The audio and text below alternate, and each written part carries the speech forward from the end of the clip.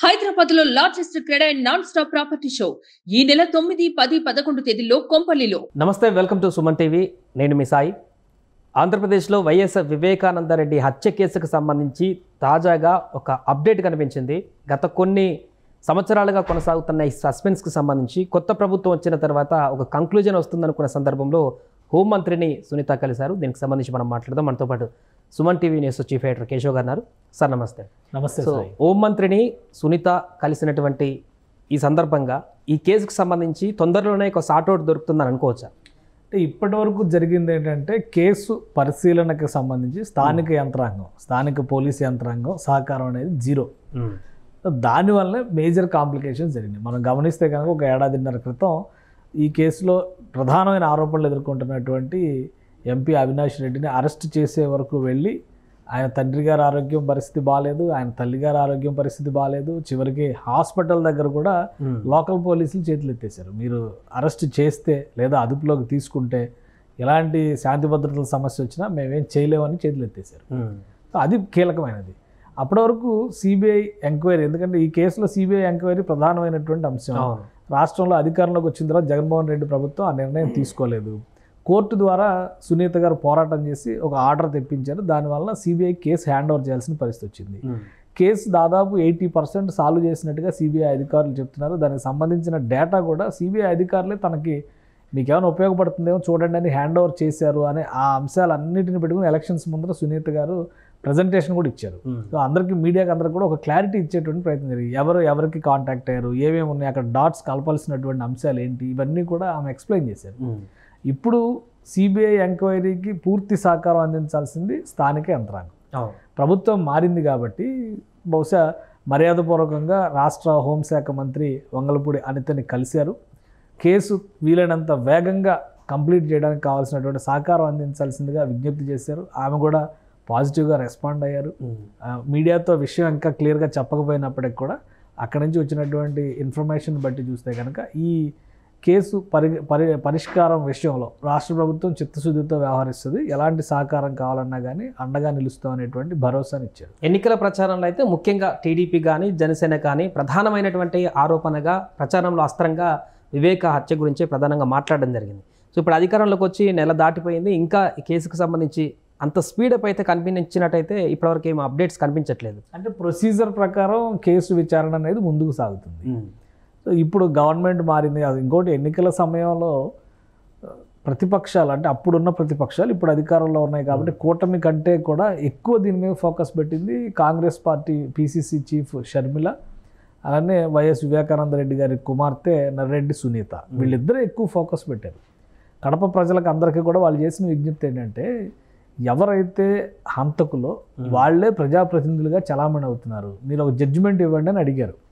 ఆ జడ్జిమెంట్ ఇవ్వడంలో ప్రజలు ఫెయిల్ అయ్యారా లేదా కేసును ప్రూవ్ చేయడంలో వీళ్ళు ఫెయిల్ అయ్యారా అది సెకండరీ. ఎందుకంటే అక్కడ అవినాష్ రెడ్డి గెలిచారు.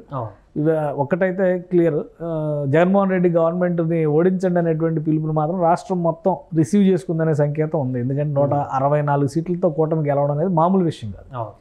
సో ఈ రెండు అంశాలు చూసినప్పుడు చాలా క్లియర్గా వాళ్ళ వాదన ప్రజల్లోకి వెళ్ళింది అనడానికి ఒక బలమైన ఆధారం కనిపిస్తుంది. ఎందుకంటే అంతకుముందు 2019 ఎన్నికలకి కరెక్ట్గా నోటిఫికేషన్ ఇచ్చిన మరుసటి రోజు, రెండో రోజున వివేకానందరెడ్డి గారి హత్య జరిగినటువంటి పరిస్థితి. హత్య జరిగింది వాస్తవం. ఆ రోజు జరిగినటువంటి పరిణామాలు ఏంటి, ఒక్క రోజులో అవి ఎటు తిప్పారు. చివరికి అప్పుడు ఉన్నటువంటి అధికార పార్టీ అధినేత చంద్రబాబు నాయుడు మీద పెట్టి ఒక పుస్తకమే రిలీజ్ చేశారు. ఇవన్నీ అభూత కల్పనలు అన్న విషయం సిబిఐ ఎంక్వైరీలో క్లారిటీ వచ్చేస్తాం. కానీ దురదృష్టం ఏంటంటే రాష్ట్ర పోలీసులు సిబిఐ అధికారుల మీదే కేసులు పెట్టి చాలా విచిత్రమైనటువంటి రాజకీయం నడిచినప్పుడు కేసు విచారణ కంటే కూడా దాన్ని ఎదుర్కోవాల్సినటువంటి తీరుపైన సిబిఐ అధికారులు ఎక్కువ ఫోకస్ పెట్టాల్సిన పరిస్థితి. ముఖ్యంగా అప్రూవర్గా మారినటువంటి దస్తగిరి ఆయన చెప్పినటువంటి, అంటే ఎవరు నన్ను ఈ పని చేయడానికి పూనుకున్నారనేటువంటి విషయాలు ఆయన వెల్లడించినటువంటి పర్సన్స్ను కూడా అరెస్ట్ చేయట్లేదు, కనీసం విచారించలేకపోతున్నారనేది కూడా ఒక ప్రధాన ఆరోపణ. ఇంకా ఇప్పుడు దీని మీద వేగం పుంజుకోవడానికి అవకాశం ఉంటుంది. ఎందుకంటే దస్తగిరి అప్రూవర్గా మారినంత మాత్రాన ఆయన చెప్పినవన్నీ నమ్మాల్సినటువంటి అవసరం లేదు. అయితే కోర్టు ఏదైతే ఆధార సహితమైనటువంటి అంశంగా పరిగణిస్తుందో దానిపైన చర్యలు ఎక్కువ తీసుకోవడానికి అవకాశం ఉంటుంది. సో అదే క్రమంలో దస్తగిరి చెప్పినటువంటి మాటలు కావచ్చు, పోలీసు విచారణ సందర్భంగా సేకరించిన ఆధారాలు కావచ్చు, సిబిఐ ఎంక్వైరీలో తేలినటువంటి వాస్తవాలు, వీటన్నిటిని కూడా కంపైల్ చేసి ఫైనల్గా కేసు కన్క్లూజన్కి తీసుకొచ్చేటువంటి దశలోనే గవర్నమెంట్ మారింది. కాబట్టి రాష్ట్ర ప్రభుత్వం ఇప్పుడు సహకరిస్తే అసలు దోషులను పట్టుకునేటువంటి అవకాశం ఉంటుంది అనేటువంటి మాట సునీత గారు పదే పదే చెప్తున్నారు. ఈరోజు జరిగినటువంటి మీటింగ్లో కూడా ఆమె చేసినటువంటి విజ్ఞప్తి ఏంటంటే సిబిఐ ఎంక్వైరీకి సహకరించండి, మీరేం మాకు చేసి పెట్టారు అడగట్లా. సిబిఐ ఎంక్వైరీకి రాష్ట్ర యంత్రాంగం సహకరిస్తే వాస్తవాలు నిగ్గు తేలడానికి అవకాశం ఉంటుందనేటువంటి వాదన చాలా బలంగా చెప్తున్నారు. రాష్ట్ర హోంమంత్రి కూడా ఏం హామీ ఇచ్చారు, మేము కేసు విషయంలో పూర్తి సహకారం అందిస్తామని చెప్పని అన్నారు. పైగా అప్పుడు ఇన్సిడెంట్ జరిగినప్పుడు తెలుగుదేశం ప్రభుత్వం మీదే ఆ మచ్చ పడింది. ఇప్పుడు ఆల్రెడీ బీజేపీ ఎమ్మెల్యేగా ఉన్న ఆదినారాయణ రెడ్డి వాళ్ళందరూ ఎదుర్కొన్నారు ఆ విమర్శ, వీళ్ళే దానిలో ప్రధాన పాత్రధారులు అనేటువంటి ఆరోపణలు ఎదుర్కొన్నారు.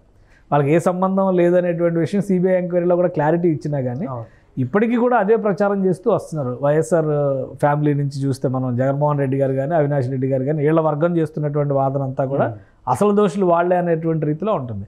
కాబట్టి నిజాలు బయటికి రావాల్సినటువంటి సందర్భం చాలా క్లియర్గా ఉంది, పరిస్థితులు అన్నీ అనుకూలంగా ఉన్నాయి. ఇప్పుడు సిబిఐ ఎంక్వైరీకి ఎలాంటి ఆటంకాలు ఉండకపోవచ్చు, వీలైనంత వేగంగా కేసు స్పీడప్ అయ్యేటువంటి సంకేతాలు స్పష్టంగా కనిపిస్తున్నాయి.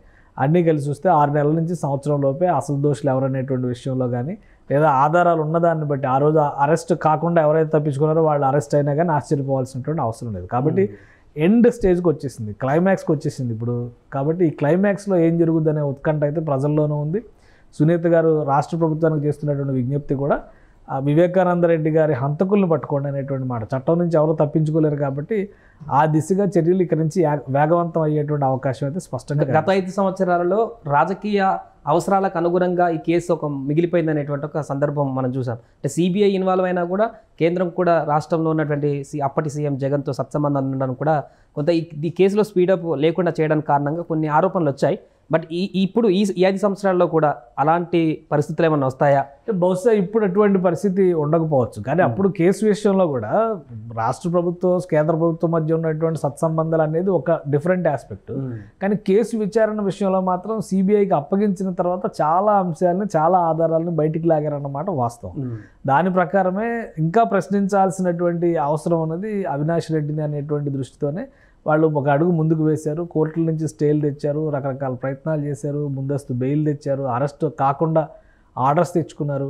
చివరికి ఒక సందర్భంలో అదుపులోకి తీసుకుని విచారించాల్సిన పరిస్థితి ఉంది. అంటే ఆయన తల్లిగారికి ఆరోగ్యం బాగాలేదని హాస్పిటల్లోనే ఉండి హాస్పిటల్ చుట్టూ పోలీసులు కార్యకర్తలు అందరూ కాపలా కాసి అరెస్ట్ చేస్తే అగ్నిగుండం అయిపోద్ది అనేటువంటి వార్నింగ్లు కూడా ఇచ్చారు.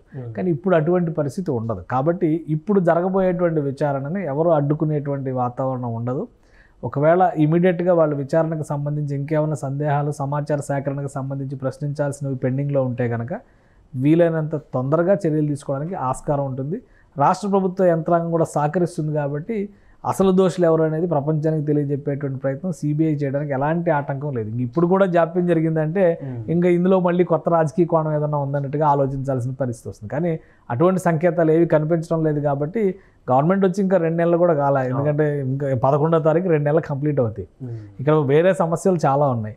కేసు విచారణ పర్వం అనేది కేంద్రంలో ఉన్నటువంటి దర్యాప్తు సంస్థ ద్వారానే జరగాల్సినటువంటి పరిస్థితి ఉంటుంది. అక్కడ కూడా అధికారుల మార్పులు, అలానే ప్రభుత్వం మూడోసారి మోడీ ప్రభుత్వం వచ్చిన తర్వాత జరుగుతున్నటువంటి మార్పులు చేర్పులు వీటి వలన కొంత జాప్యం జరిగి ఉండొచ్చు. కానీ కోర్టుల పరంగా జరగాల్సినటువంటి ప్రక్రియ, విచారణ పరంగా జరగాల్సిన ప్రక్రియ ఇక మీదట వేగవంతం అవడానికైతే స్పష్టమైన సంకేతాలు ఉన్నాయి. Right sir. సో అది మొత్తానికి వైఎస్ వివేక హత్య కేసుకు సంబంధించి అయితే ఒక ముందడుగు పడినట్టు కనపడుతుంది. నేరుగా హోంమంత్రిని సునీత కలిసి ఈ కేసుకు సంబంధించి కొంత కోఆపరేట్ చేయాలన్నట్టుగా ఆమెను రిక్వెస్ట్ చేసినట్టుగా, దానికి పాజిటివ్గానే అనిత గారు కూడా స్పందించినట్టుగా అయితే కనబడుతుంది.